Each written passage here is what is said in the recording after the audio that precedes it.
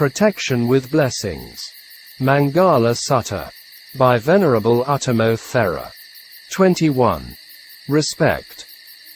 The commentary explained it as showing respect in the appropriate way towards Buddhas, Paccekabuddhas, disciples of the Buddha, from Arya disciples to ordinary monks or Sangha, one's teacher and preceptor, i.e., for a monk, towards parents, father and mother, towards elder brother and sister, and towards others, e.g., old people.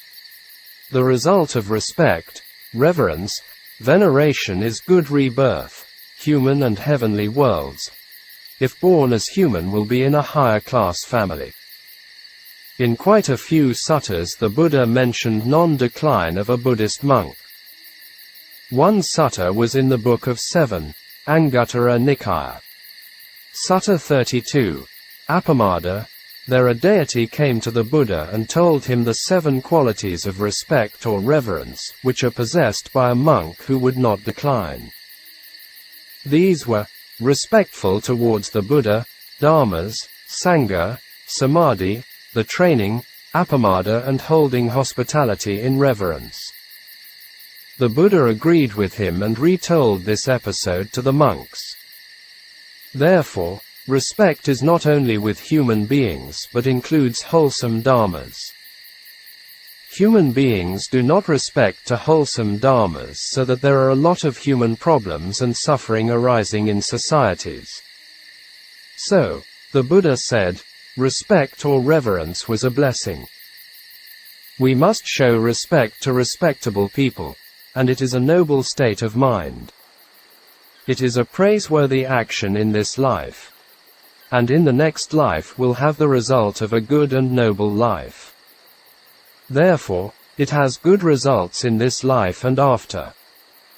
The objects of respect are the 3 noble treasures of the Buddha, the Dharma and the Sangha, Tiratana or Ratanataya, one's parents, one's teachers, people who one older than us, especially old-aged people.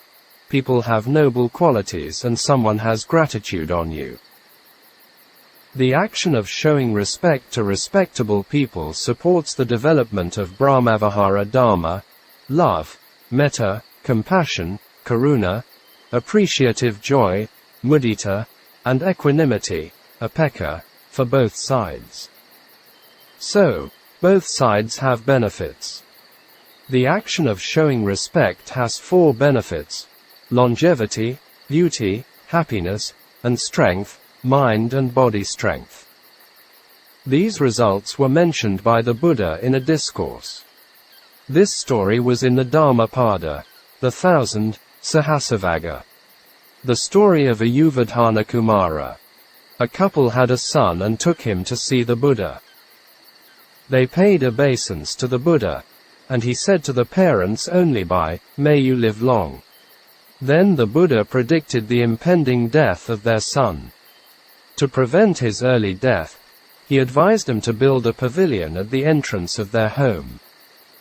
Put the child on a couch in the pavilion. Invited the monks to recite the paritas, protective charms, for 7 days there. On the 7th day, the Buddha himself came, followed by deities from all over the universe. At that time an ogre named Avaradhaka came there, waiting for the chance to take the child away. With many deities were arriving at the scene, the ogre had to retreat backward to give way, and he was very far away from the child.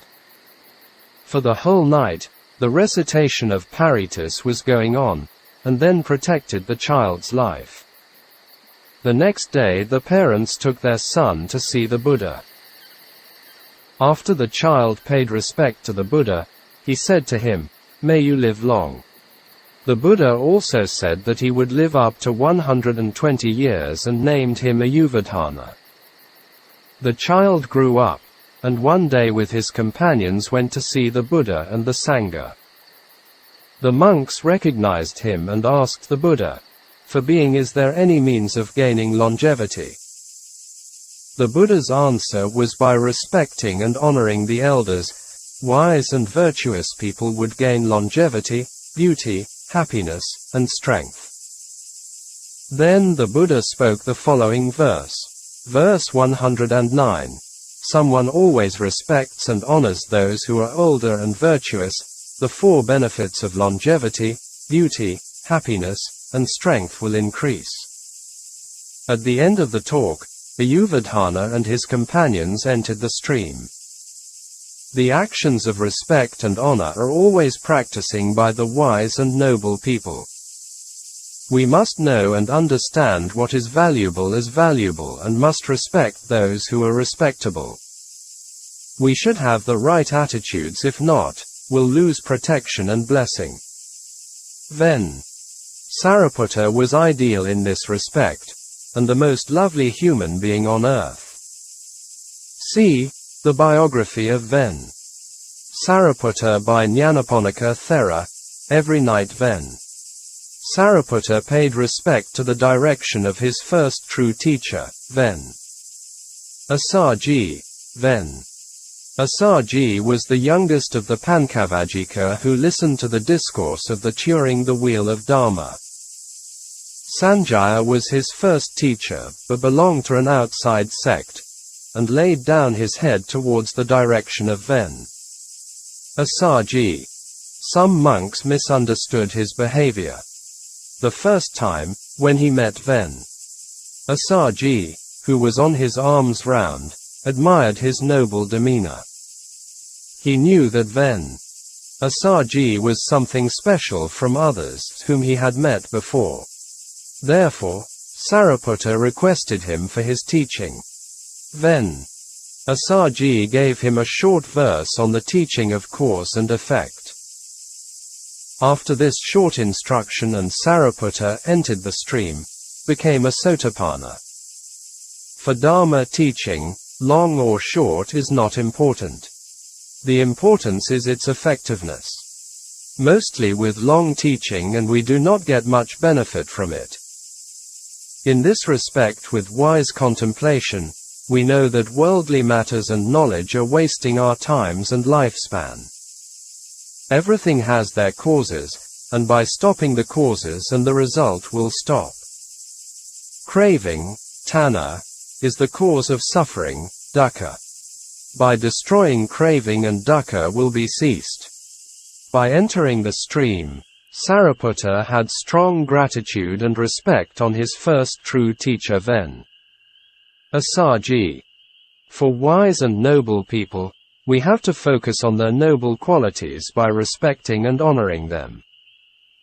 If we know and understand more and more Dharma, our respect to the three noble treasures, the Buddha, the Dharma, and the Sangha are becoming greater. Among monks, paying respect is according to seniority in reign years, vasas. Among common people, paying respect is according to older age or old people, e.g., younger siblings to older siblings. Sometimes we pay respect to people for their knowledge and moral integrity. There was a Jataka story about three animals, a small bird, an elephant, and a monkey, on the matter of respect. Three of them relied on a great banyan tree. One day they met together and discussed the matter of paying respect to others by their ages. The elephant mentioned that when he was young, he passed through this small banyan tree underneath his stomach. The monkey said that when he was young, he used to eat the buds of the banyan tree. The small bird told them that when he was young, there was no banyan tree at the same spot.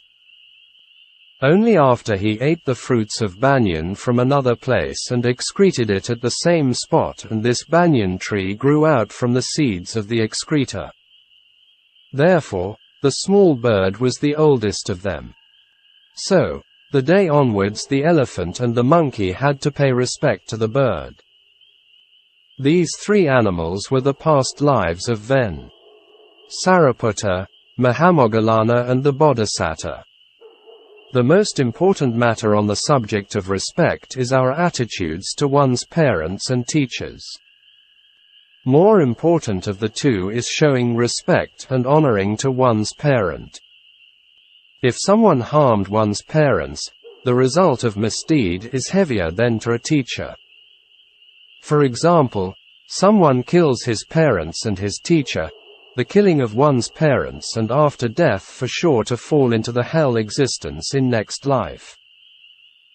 We should not doubt about it, because the Buddha himself mentioned it.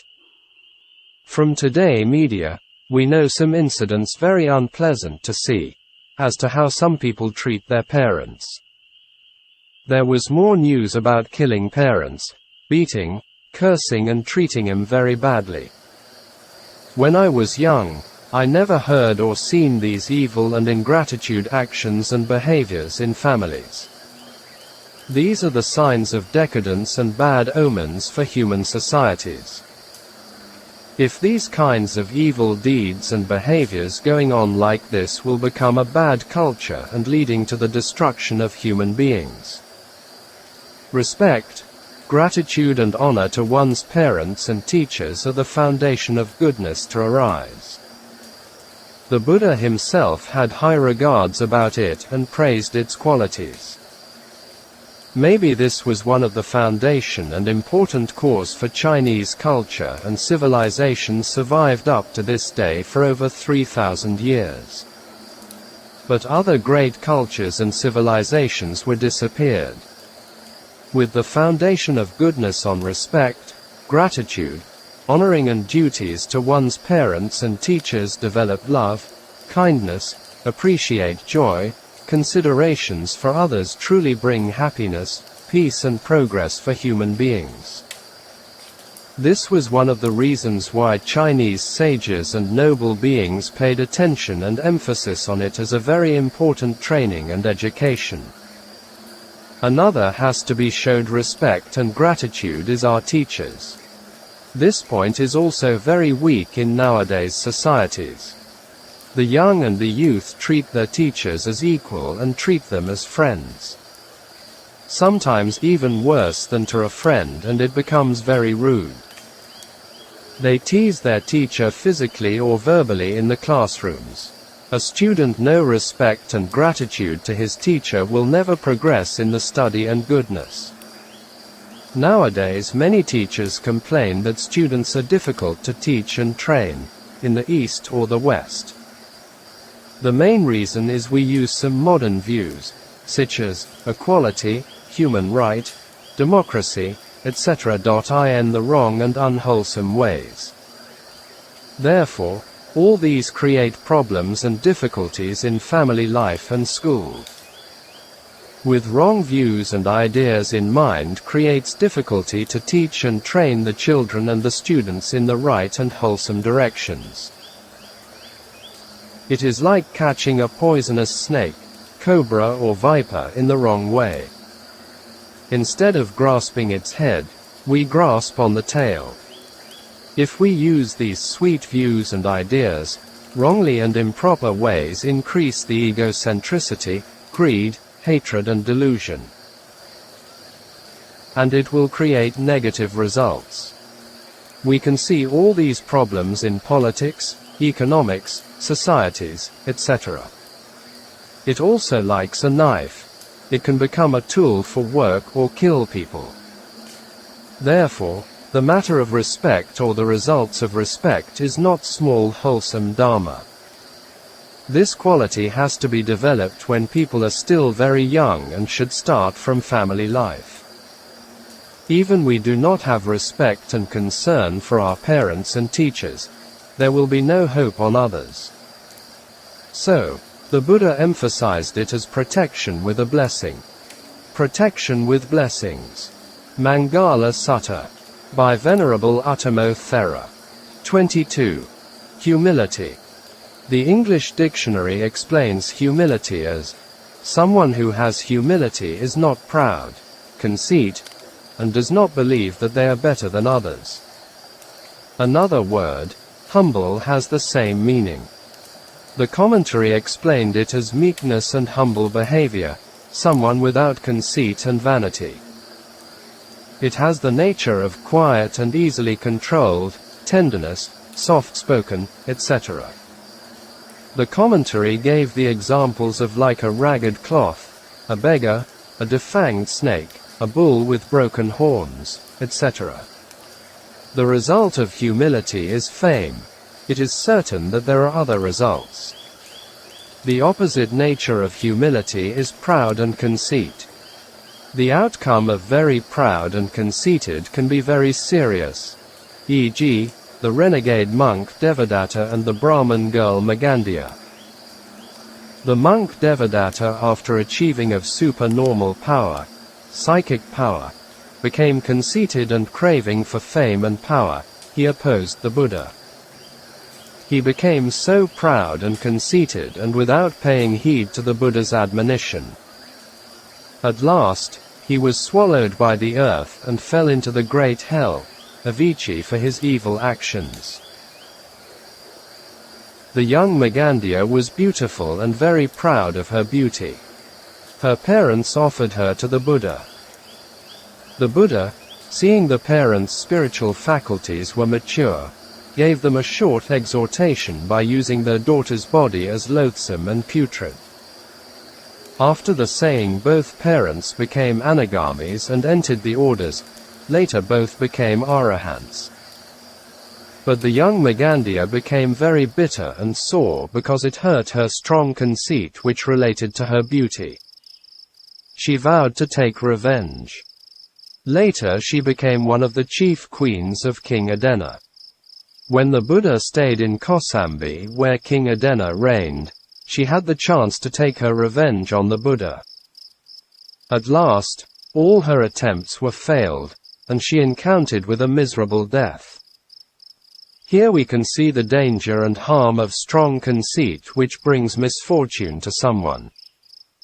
The opposite nature of humility is conceit or pride, mana. Everyone has conceit, mana. It is one of the latent dispositions, anasaya, and one of the defilement, kilesa. Mana is eradicated only at the stage of arhatship. It uses to happen in people who have a fortune, beauty, highly educated, high status, etc. Without any of them, also people can have pride. Some take pride in their youthfulness, healthiness, life faculty, live a longer life, yobana mada, arogya mada, jivita mada, etc. The qualities of respect and humility are connected. Someone has conceit, no humility, cannot show respect to others. And without respect means someone has conceit. Therefore, they are supporting each other. Conceit has the nature of rigidity. A rigid person cannot or will not change his attitudes, opinions, or behavior. So, they are difficult to teach or admonish. It is also a cause for downfall and dislike by others. A person has the quality of humility loved by others. It also increases or develops the wholesome dharma to a holy life, brahmacharya dharma. The quality of humility is the nature of noble and wise people. In textbooks, it taught us to behave like a rag for wiping feet or a poisonous snake, which fangs are broken, or a bull with broken horns. Then, Sariputta was a very good example as a humble person. In the Dhammapada, there was a story described his great quality of humility. It was the end of a rain retreat, Vasa, then. Sariputta was about to set out a journey. He was saying goodbye to some monks and passing a young bhikkhu, without saying anything to him. But his outer robe brushed against this monk body when he was passing through him. This young monk had conceit and also wanted Sariputta to pay attention to him. Therefore, bore some grudge against him and approached the Buddha. He complained to the Buddha that Sariputta had abused him. The Buddha, therefore, sent for Sariputta and questioned him about the complaint. He answered that how could a monk who steadfastly kept his mind on the body, not apologized to a fellow monk after had done something wrong. He was like the earth with no feeling of like or dislike when flowers and rubbish piled on it. He was also like the rag cloth, the beggar, a bull with broken horns, etc. There were 9 examples. The Pai Khan Sayadaw gave a natural example. Rice plants, when they are young and immature, the stalks are at upright positions. After they are grown up and laden with rice grain, the stalks are bending down. These are the differences between a fool and a wise, or someone has conceit and someone has humility. There was another story about Ven Sariputta of showing his humility to a 7-year-old young novice. One time the robe of Ven Sariputta was not very neat and a 7-year-old young novice saw it. And he informed it to Sariputta. On the spot, Sariputta corrected his robe by readjusting it instantly. He humbly asked the novice as was it good enough.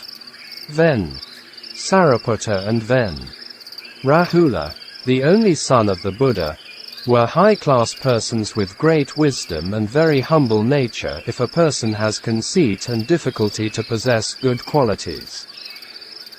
If a person becomes wiser and he will become humbler. By knowing more about the faults of the khandha, body, one's conceit will be decreased, and then he will look for the refuge. We cannot find it externally. Most people are looking for outside that they would never find it. Most religions came from external searches and speculations. At last most people will die without the true refuge. When still alive, they encounter a lot of difficulty and problems which they cannot solve or overcome by outside powers. The perfect or true refuge is wisdom, panna, which is the internal quality of the mind. Everybody has it, and only we need to develop it. Therefore, the Buddha, the Dharma and the Sangha, Arya Sangha, are the perfect or true refuge. They represent only one thing, which is perfect wisdom. Generally speaking, the real refuge for everyone is the wholesome dharmas such as dana, sila, samadhi and panna. These are not the outside powers and sensual pleasures which most people rely on it. Generally speaking, the outside powers and external things, matters are untrue and belong to the fleeting nature. These things can be deluded our mind and created a lot of problems and sufferings in the world and societies. These unfortunate things are happening around us, which we can see in today's world. Violence, terrorism, wars in the name of religion and power and all kinds of pollution, mind, body and nature, in the name of economics for sensual pleasures and overindulgence. All these miserable things are created by fools and not the wise. The quality of humility or without conceit is one of the characteristics of great wisdom. Therefore, everyone should develop this noble quality. So, the Buddha said, humility was the highest protection with a blessing.